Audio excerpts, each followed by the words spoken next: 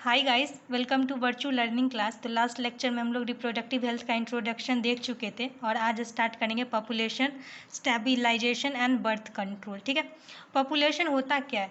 Total number of individual of a species present in a particular area at a given time, इसे हम population बोलते हैं।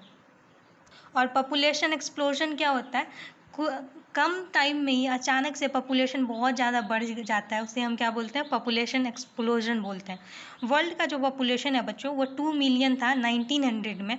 100 साल बाद ये 6 मिलियन हो गया एंड 2011 में ये 7.2 बिलियन हो गया। ठीक है, ऐसे ही बच्चों इंडिया का जो पॉपुलेशन था वो 350 मिलियन था इंडिपेंडेंस के टाइम पे, बट ये मिलियन हो गया 2000, बिलियन हो गया कितने 2000 का 1.2 बिलियन हो गया मई 2011 में। इंडिया का पॉपुलेशन था इतना। ठीक है, ये सब क्यों हुआ? क्योंकि MMR और IMR मैटरनल मोर्टालिटी रेट और इन्फेंट मोर्टालिटी रेट इंक्रीज़ गया। मैटरनल मोर्टालिटी रेट क्या होता है? डिलीवरी के टाइम पे जो मदर थी वो तुरंत बर्थ देते ही डेथ हो जाता था या डिलीवरी के तुरंत बाद डेथ हो जाता था, मगर ये अब ऐसा नहीं होता क्योंकि अब हेल्थ का फैसिलिटीज़ बढ़ गया था तो डेथ नहीं होता था। वैसे इन्फेंट मोर्टालिटी जैसे ही चाइल्ड पैदा होता था वो तुरंत मर जाता था, ये भी नहीं होता। ये सब डिक्रीज़ हो गया क्योंकि हेल्थ फैसिलिटीज़ अच्छी हो गई। ठीक है, RCH प्रोग्राम है could bring down the population growth rate. ऐसा चाह रही है कि पॉपुलेशन ग्रोथ कम हो सके। ठीक है, रीज़न फॉर पॉपुलेशन एक्सप्लोजन क्या है? Rapid decline in death rate कम हो गया क्योंकि हेल्थ फैसिलिटीज़ इंक्रीज़ हो गई है।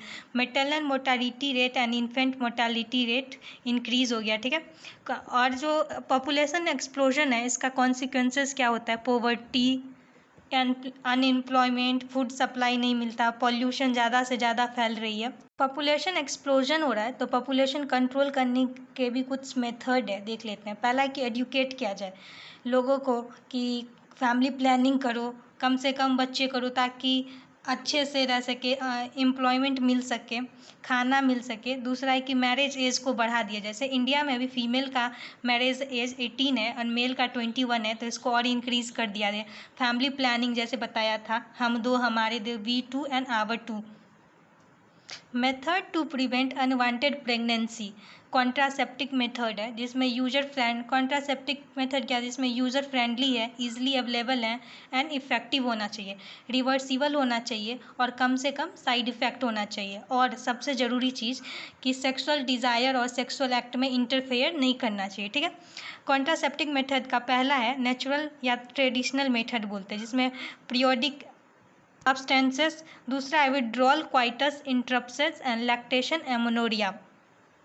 उसके बाद सेकेंड मेथड आता है बच्चों बैरियर में है condoms for male and female both and diaphragm, cervical can and walls for female. ठीक है, उसके बाद आता है आईयूडीज, नॉन मेडिकेटेड आईयूडीज आता है, कॉपर रिलीजिंग आईयूडीज आता है, हार्मोन रिलीजिंग आईयूडीज आता है।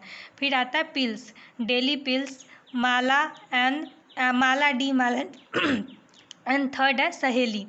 नेक्स्ट है बच्चों इम्प्लांट्स। उसके बाद है सर्जिकल मेथड वैक्सेटॉमी होता है जो मेल में होता है, ट्यूबेक्टॉमी फीमेल में एंड हिस्टेरोटॉमी फीमेल में, जिसमें रिमूवल ऑफ यूट्रस होता है। ठीक है, रिमूवल ऑफ यूट्रस को बोलते हैं हिस्टेरोटॉमी, याद रखिएगा। तो आई होप बच्चों आपको ये लेक्चर अच्छा लगा तो प्लीज़ लाइक कर दीजिए, कमेंट करिएगा।